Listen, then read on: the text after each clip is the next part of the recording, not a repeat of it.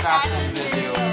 I'm Mateo Alegre. I'm Denise Cruz. I'm Stephanie Mone. I'm Alisa Dinelli. For today's video, we'll be comparing and contrasting Fliptop and Balagtasan in relation to their styles and format. So for the first part, we'll be reacting to the battle between Steph Easy versus Enigma, which is basically them dissing each other about stereotypes with regards to race and ethnicity. If you guys didn't know, Alaric Yuson, or better known as Enigma, started Fliptop with his two other friends, which is a term for a rap battle. Ever since the first Fliptop battle that happened in 2010, the YouTube channel Fliptop Battle League gained more than 1 million subscribers. For the other part of the video, we'll be reacting to the Balagtasan entitled Wikang Halo o Wikang Puro, which argues the advantages and disadvantages of both languages and debates, which is better between speaking or understanding Filipino or multiple languages. Balagtasan is performed by two protagonists. This involves the form of poetry through debate, and fun fact about Balagtasan, it was first performed in 1924 to commemorate the national poet Francisco Baltazar Balagtas, hence the name Balagtasan.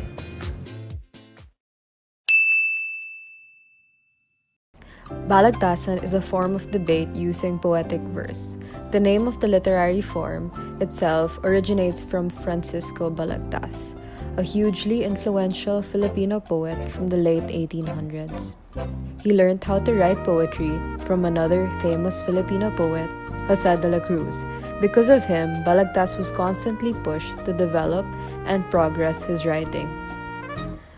Balagtasan came about, at least politically, as the manifestation of Filipino sentiment, in that a sense of self and identity was lost due to American rule. It strives to declare independence from America by highlighting Filipino culture, such as their old customs and traditions. To give a brief overview, the Balagtasan consists of 3 speakers, a narrator, a male, and a female. The 3 speakers interact with each other in the form of a debate. Each speaker takes turns reciting lines in poetic rhyme in which the next speaker will respond to. The topics are primarily political in nature, dealing mostly with Filipino nationalism and the renouncement of American ways. Comedy can be injected into the performance as well. Witty retorts are commonplace in Balagtasan. The origin of the Fliptop Battle League is quite a humble one. Back in 2010, at the age of 21, Alaric Yuson, also known as Enigma, took a chance on an idea. Borrowing money from a friend, he started Fliptop, the first Filipino rap battle league. The group Fliptop held the very first Filipino rap battle league in the country on February 6, 2010 at Quantum Cafe in Makati, where rappers, also known as MCs, Fuego, Datu, and Kamato battled on stage. When everyone was critiquing Fliptop for being too harsh and crass, he shrugged it all off and continued to grow the brand. Since then, Fliptop has gained following over 2 million subscribers and almost 1 billion views on YouTube, making it the most viewed rap battle league in the world. Enigma gave honor to our nation during the Tectonics Battle Rap that was held in Katip's Bar and Grillery in Quezon City on December 2010. Dirtbag Dan led the MCs from Grind Time Now, a US-based group that set the international standards of rap battle. All the 3 battles that day were won by Filipino MCs, and on that day, Fliptop gained worldwide recognition. It isn't just about throwing around vulgar statements and cussing. According to Enigma, it's all about creativity. There is a literary aspect to it. Since it started, Fliptop has created opportunities for many talented local rappers, and while this collective growth fuels Enigma, he remains hungry for excellence in his craft and for empowering other artists to find their voice. So without further ado, let's start with the video. Take a jab at a main event, attach latest trend, saturated and accurate Asian diss, Mr. Rap Rambo with black ammo. I bet you know Guelph has the second lowest crime rate, my friend. Slayed by Arcane, and no need to look farther than our names to know who's taking this. What? You'll go ham murderers? More like hamsterish, all caged and fed. Go beast mode. Oh, please don't call me after. I'll be with the rest of the sapiens. And it's strange that during every sentence displayed, you're tentatively checking for any praise.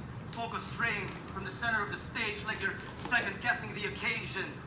And you hyperventilate, but hide your breath mistake as some sly effect delayed. Then you do this odd skiing motion with your arms as you pace. And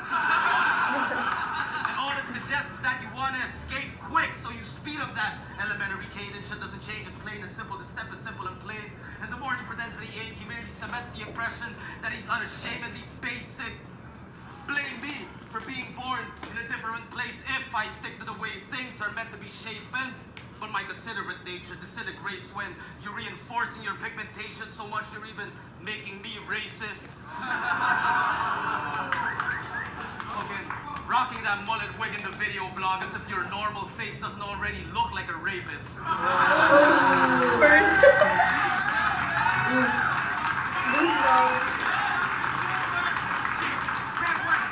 Let's go!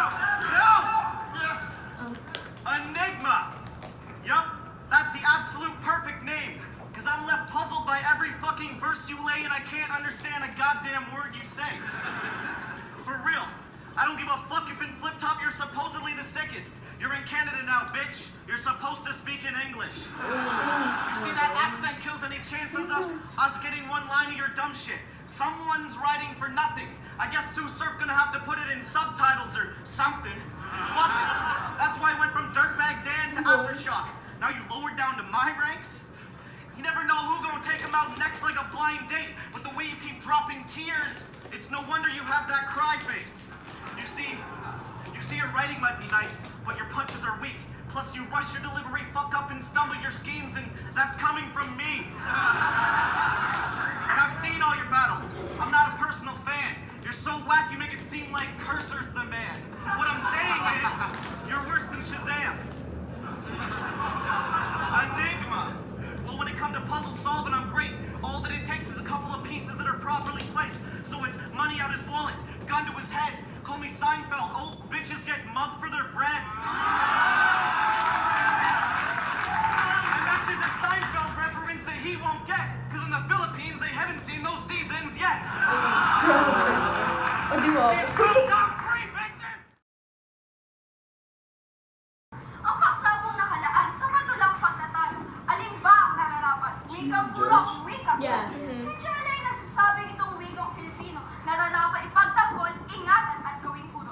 Samantalang si Ivan ay malaman ng paghayag. Paghihiram ng salita, lubos siyang bumapayag. Kaya hala, mauna na ang panig ng tumututol. Sige Jelly, simulan mo, katwiran mo ay ito. Itong wikang Filipino may sariling pagkatao. May kulturang kinagisnan, may sariling alpabeto. Kultura, tradisyong minana pa sa ninuno. Kaya dapat talagaan sa hapik ng pagbabago. Pagka tayo nag-iisip, gamit ang sariling wika, turinan siyang bintana ng ating kalwa. Ang dalisan, purong wika ay mahusay na sandata upang di marmihan ng kultura ng banyaga. Malalalim na salita na di mo maintindihan. Sadyang makaluma, kaya tayo nagkakalituhan.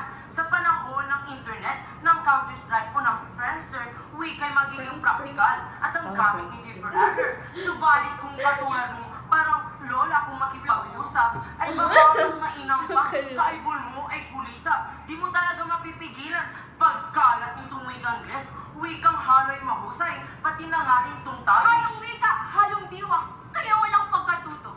Bull na nga pag nag-Ingles, bull pa din sa Pilipino. Dalawang wikang winawasak nitong mga katulad mo. Sa halip na tumarino, henerasyon naging bobo. Anong dahil sa Counter-Strike at lagi mong pa-Friendster, naubos ang oras mo. Pati pera sa computer. Kabataang sinasabing pag-asa daw nitong bayan. Ito ngayon, sinasamba ang kultura ni Uncle Sam. Tapos na po ang labanan, ako na po ang nagwagi.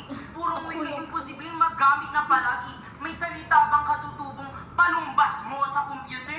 Hindi mo nga maisalin ang Counter-Strike o ang Friendster. Patunay na kinakailangan ng wika'y halo-halo. Ito pa nga ang sandata upang tayo mas lalong matuto. Henerasyon daw ay bobo, hindi kami. Baka kayo na makinig kung mag-isip, itanggap ang pagbabago. Paano pagbabago kung kolonyal ang isipan? Kultura at tradisyon ang may kontrol ay dayuhan.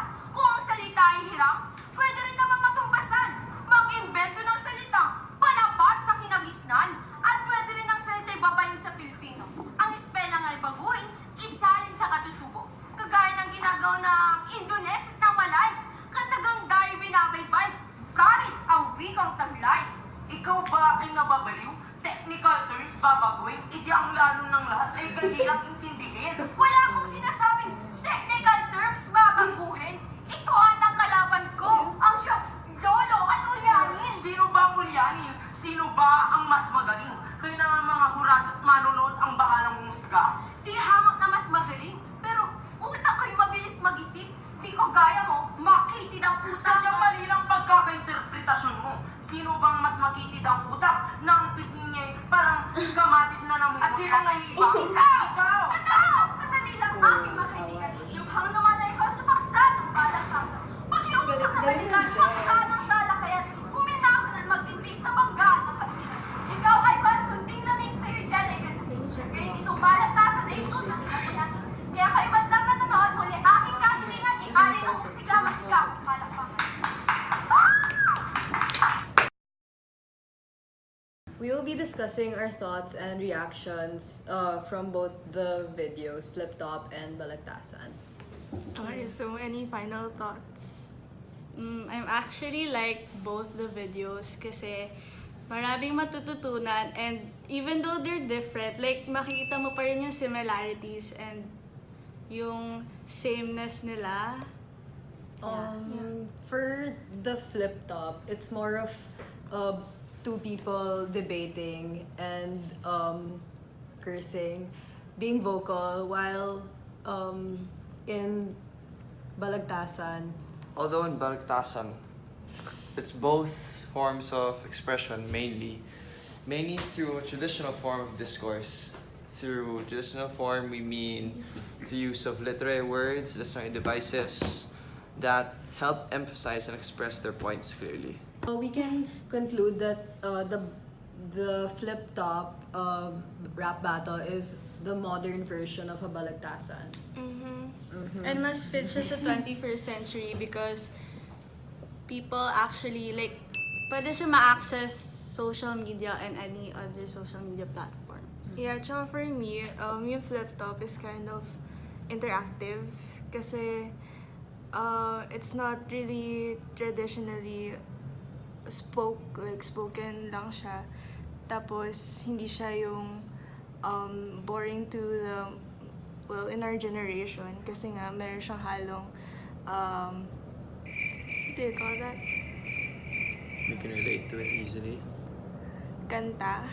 Or like, Rhythm. may rhythm, yeah. The tune. Yeah. Thank you. Tune. Okay, for similarities. So the first similarities between Fliptop and Balagtasan is that they're both performed by two people. And then it addresses the issues regarding culture, politics, and other aspects in the Philippines. So also one of the similarities is that they talk to each other, like nag-aaway sila, but not in a form of it will turn out to be like a physical fight, like by words lang. They both have a judge to base the winners, and they both have a sense and rhyming words, and it depends on the style of the Fliptop.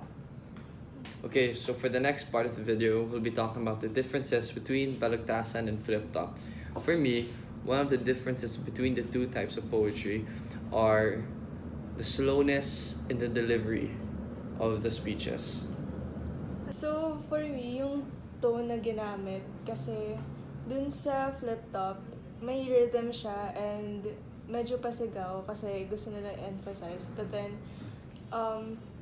yung sa Balagtasan, may emphasis din pero hindi gaano. Parang mas low-key pa sila than the Fliptop. One of the obvious differences are in terms of the performance. Like for Fliptop, it's usually guy versus guy. And then for the Balagtasan, it's usually male and female depending sa type of Balagtasan that they use. Lastly is the language or word that's used. So in the Fliptop, it's more of shouting and cursing, while in the Balagtasan, it's more of Traditional? Yeah, traditional traditional. way of doing it, not really shouting. And it's usually scripted. So, and then sa Fliptop, minsan may mga Like on the freestyle spot. or written depending sa gusto nung Ad-lib na. yeah, ng tao.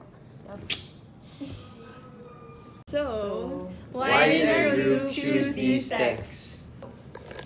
Our group mainly chose Fliptop Rap Battle and Balagtasan because these are two literary texts that are showcased in an aggressive manner. These two literary texts empower individuals to be creative, to speak their mind, and to stand up for what they believe in. Okay, so both are performed orally, which can be used to address the issues like the culture, politics, the society, or other elements we can find in the Philippine setting. So it is also a way to address the harsh reality or truth that our country is facing. So another reason why we chose these texts is because it is a modern way of expressing oneself and showing power by changing the perspective and ideas of people. And since we are in the 21st century, these literary forms or texts can be used, are more suitable for young viewers and teens, and they can be easily accessed through different social media platforms. How did these forms become a platform to discuss issues? So basically, it's for them to create a stand and voice out their issues regarding the topic. So they're being able to make a stance and a claim regarding it. So basically, that's it. And yung form ng rapping, it is a form of a protest song. So, free yung rappers na, depending on their style, like what they're gonna talk about or the topic that they are going to say. Yep. Thank you guys for watching! So subscribe and like on our channel. Yes. Down there. Yes. Like and comment subscribe. Like down and below subscribe. if you guys Like and want more. And I hope you learned something out of this video. Not the sir.